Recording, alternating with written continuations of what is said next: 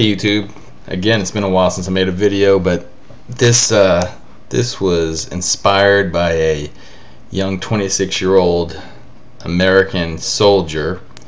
I'm gonna go ahead and quote you. I'm gonna just go ahead and read what he posted to one of my videos, which I was laying out what McCain and Obama's tax plans were.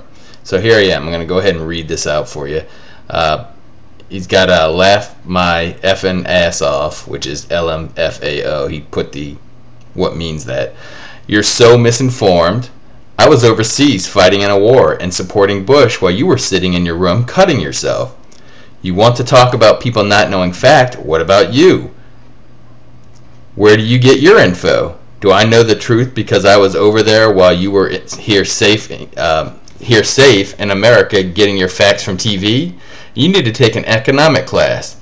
The shit you're saying is complete gibberish. Nice chart. Too bad that's not what Obama's plan is.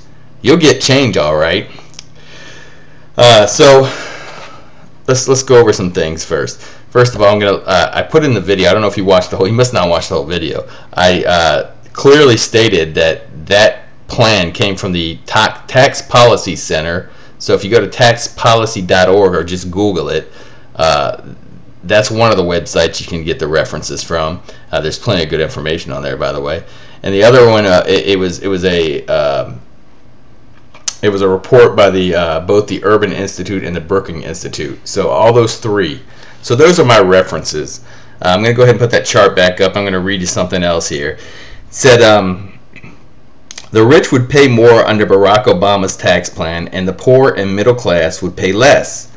A nonpartisan analysis, now remember, a nonpartisan, not Glenn Beck, a nonpartisan analysis finds under John McCain's plan, the rich would pay much less than they do now, the poor and middle class would pay a bit less, and the federal deficit would grow, the study found.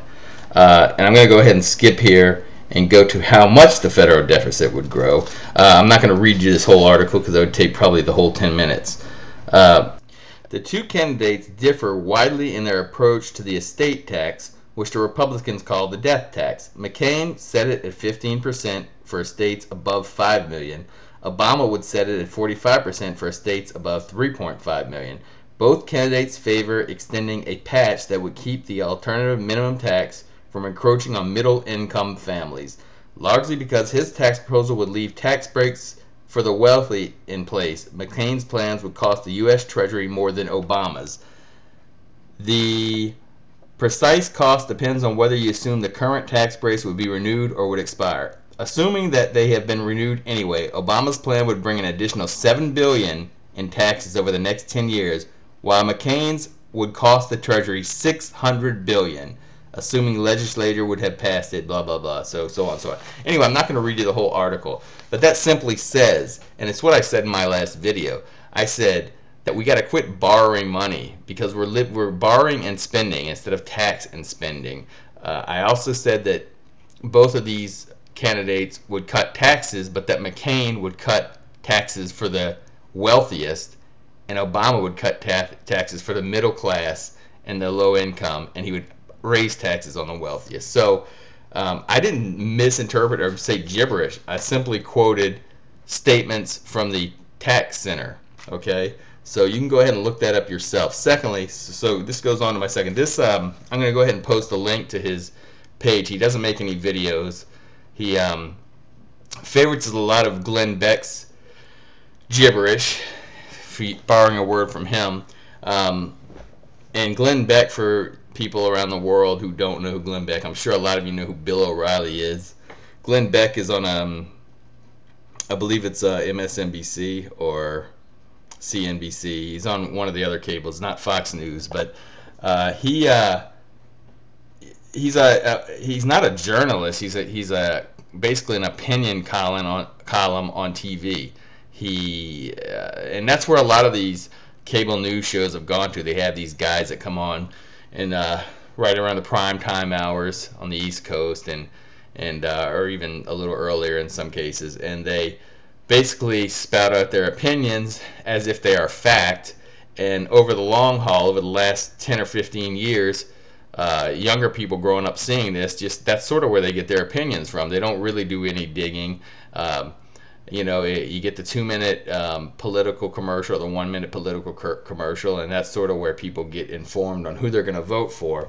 And I'm not, listen, this is just one thing I've looked into, was the tax plans, because I got sick of hearing people say that Obama's going to tax he's going to crunch your budget, which, when you say your budget, they're scaring the people who have the least money. The people who can afford it, yeah, they don't want to pay the higher taxes, but believe me, they're not going to be fine dining at McDonald's anytime soon. They're going to be just fine. So anyway, that's one thing. Second thing is, like I said, I'm going to post a link to his webpage. This whole notion that,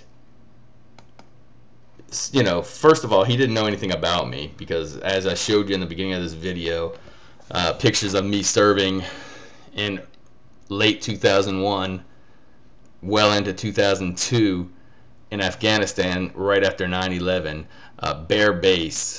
at a bare base, Kandahar, Afghanistan, before they had the Burger King and all these things they have over there now. I was there. So he assumed that I was sitting at home cutting myself, but I'm a little bit older than he is. I actually served for 9 years, and I actually have decorations just like yourself. So before you go ahead and assume people haven't served because they have a certain opinion that doesn't goose step to the George Bush policy, I wouldn't open my mouth. Yeah, another thing I noticed in his little message on my video was that he said, I was overseas fighting in a war and supporting Bush while you were sitting in your room cutting yourself. Okay, this is another problem I have. So he wasn't over supporting his government or for the love of his country. He basically put it out like he was serving a dictator, which is pretty ironic. He's serving Bush, not the country. He's goose stepping to what Bush says to do. Now, I do realize that he's in the military and Bush would be his commander-in-chief for the next 7 or 8 months left, and he can't really come out and say anything against him. But I just find it sort of interesting that he says he was over serving Bush, not the country. And the whole notion that because you're in the military, somehow people who didn't serve somehow don't have any right to voice an opinion against the commander-in-chief at the time, or that somehow they don't know what they're talking about because they never served in the military. It's just preposterous. But this is what the cable news networks in this country, and if he's overseas, he's watching AFN. I know what AFN's all about. It's a propaganda machine all in itself. They're little AFN news, and so, I know what that's all about. So I don't know how he gets some inside information that I don't have being at home watching the news. And if he's talking about serving, I realize that the news gets a lot of things wrong, because when I was in Afghanistan, they got several things. They jumped the gun on several things. But to sit there and say that because we didn't, because some people didn't serve, or that we're not serving now, somehow that makes us less relevant in the voting process and we don't know what we're talking about, that's really ridiculous. That's another thing. And the fact that, somehow John McCain, and believe me, I respect, anybody who was in a prison, went through harsh times, I guess, I wish he wouldn't have to go through that, and, he was serving his country and all that good stuff. But just because you serve in the military doesn't make you good automatically make you good on foreign policy. Now, he was an officer, so he does have some leadership skills, but it doesn't automatically make you qualified for president. Because if that were the case, I would be qualified for president. I served in a war zone. People shot at me, so somehow that makes it relevant. So why don't you vote for me, because I'm good at foreign policy. I had a group of I had my squadron, my troops behind me. So I led some people. So that makes me qualified suddenly for to start in foreign policy. I don't think so, and that is really lame and weak. But that's what the media has fed down our throats for a long time. That every time you see these idiotic polls that say who's better at who's better in world events or foreign policy, and the sheep all vote for the Republican guy, or in this case John McCain. Last time it was Bush. Even my friend was like, oh I don't know, Bush is a good wartime president. Says who? I think he's a terrible wartime president. This was after his first 4 years of crap. So anyway, so this whole thing that because you're in the military, or because you were in the military, it makes you qualified in certain departments is just hogwash. So Anyway, that's my opinion. I just want to point everybody over to this guy's website. He, he's probably a nice guy, but he just really doesn't know what he's talking about. And believe me, I'm going to directly ask you. So I told you where I got my information from. So now I'm not going to let you get away with some of the things you said. Where did you get your information that you didn't even explain? You just said, I know what's going on, basically, and you're wrong and I'm right, but you absolutely gave me nothing to go on. There was no point. It was just, yeah, you'll get change all right. So go ahead. If you're brave, go ahead, soldier. Make a video, or at least type out some comments and give me some references and tell me where I'm wrong. Don't give me this stuff because I gave you my sources. Don't sit there and tell me I'm getting my stuff off of the liberal news media, because that's just nothing further from the truth.